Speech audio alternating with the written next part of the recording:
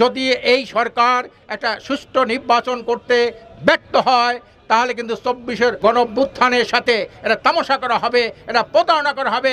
আমরা সেই সরকারকে হুঁশিয়ার করে জানিয়ে দিতে চাই, যদি এই নির্বাচন ব্যর্থ হয়, গণঅভ্যুত্থান ব্যর্থ হয়, তাহলে কিন্তু একটা গণবিপ্লবের সূচনা ঘটবে। জনমতের প্রতিফলন ঘটার জন্য আমরা পিআর পদ্ধতির নির্বাচন দাবি করেছি। 91টা দেশে পিআর আছে, উন্নত 34টা দেশের মধ্যে 25টা দেশে পিআর আছে। আমরাও চাই এই দেশটাকে এটি সুখী সমৃদ্ধ কল্যাণ রাষ্ট্র প্রতিষ্ঠার জন্য, এটি কার্যকর সংসদ প্রতিষ্ঠার জন্য আমরা পিআর পদ্ধতির নির্বাচন চাই। নির্বাচন কমিশন যদি আমলে নিতে না পারে তাহলে কি ভয়াবহ পরিণত হবে আপনি জানেন। নুরুল হুদার যে অবস্থা হয়েছে, শামসুল হুদার যে অবস্থা হয়েছে, আপনার কিন্তু সেই একই অবস্থা হবে।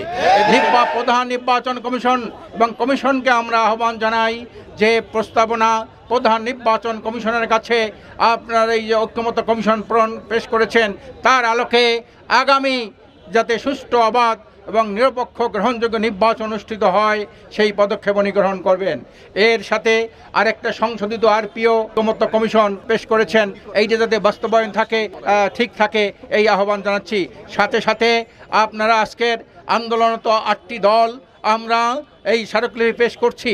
8টি দলের মধ্যে আছে ইসলামী আন্দোলন বাংলাদেশ, জামাত ইসলামী বাংলাদেশ, বাংলাদেশ খেলাফত মজলিস, তারপরে খেলাফত আন্দোলন, নিজাম ইসলাম পার্টি, জাতীয় গণতান্ত্রিক পার্টি জাকপা এবং বাংলাদেশ ডেভেলপমেন্ট পার্টি থেকে শুরু করে 8টি দল আমরা আজকের ঐক্যমত্যভাবে আমরা আজকের স্মারকলিপি পেশ করছি।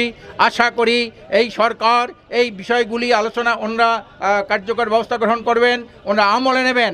যদি এই সরকার একটা সুষ্ঠু নির্বাচন করতে ব্যর্থ হয় তাহলে কিন্তু 24-এর গণঅভ্যুত্থানের সাথে এটা তামাশা করা হবে, এটা প্রতারণা করা হবে। আমরা সেই সরকারকে হুঁশিয়ার করে জানিয়ে দিতে চাই, যদি এই নির্বাচন ব্যর্থ হয়, গণঅভ্যুত্থান ব্যর্থ হয়, তাহলে কিন্তু একটা গণবিপ্লবের সূচনা ঘটবে।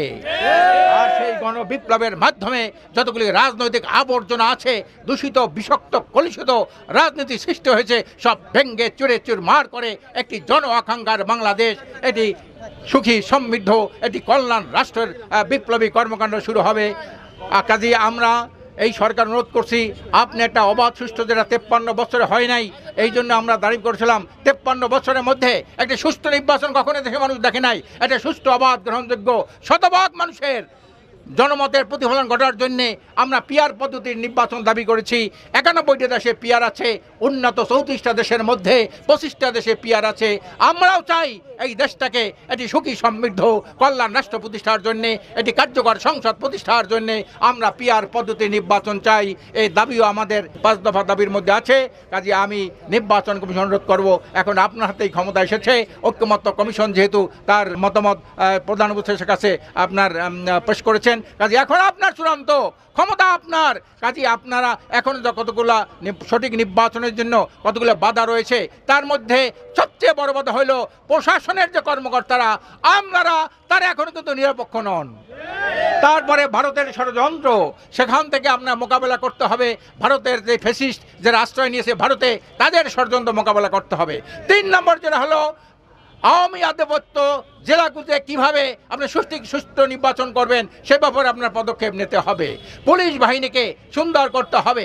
কাজে এই দিকগুলি বিবেচনা করে আমরা আজকের 8টি দল আমরা আলাদা আলাদাভাবে আমরা স্মারকলিপি পেশ করছি। আশা করি এই সরকার এগুলো আমলে নেবেন, নির্বাচন কমিশন এগুলো আমলে নেবেন। নির্বাচন কমিশন যদি আমলে নিতে না পারে তাহলে কি ভয়াবহ পরিণত হবে আপনি জানেন। নুরুল হুদার যে অবস্থা হয়েছে, শামসুল হুদার যে অবস্থা হয়েছে, আপনার কিন্তু সেই একই অবস্থা হবে। এদেশের প্রধান নির্বাচন কমিশনে গলায় গামছা বেঁধেছিল, কোমরে রশ্মি বেঁধেছিল। আপনিও এই সব পরিণতির জন্য প্রস্তুত থাকেন যদি আপনি সুন্দর সঠিক নির্বাচন দিতে না পারেন। এই জন্যে আমরা আজকে প্রধান নির্বাচন কমিশনের কাছে আমরা এই স্মারকলিপি পেশ করব। আশা করি অনুগুলো আমলে নিয়ে একটি সুন্দর সঠিক নির্বাচনের পরিবেশ তৈরি করবে। এই বলে আমি আমার বক্তব্য শেষ করছি। ওমা তৌফিকি ইল্লা বিল্লাহ।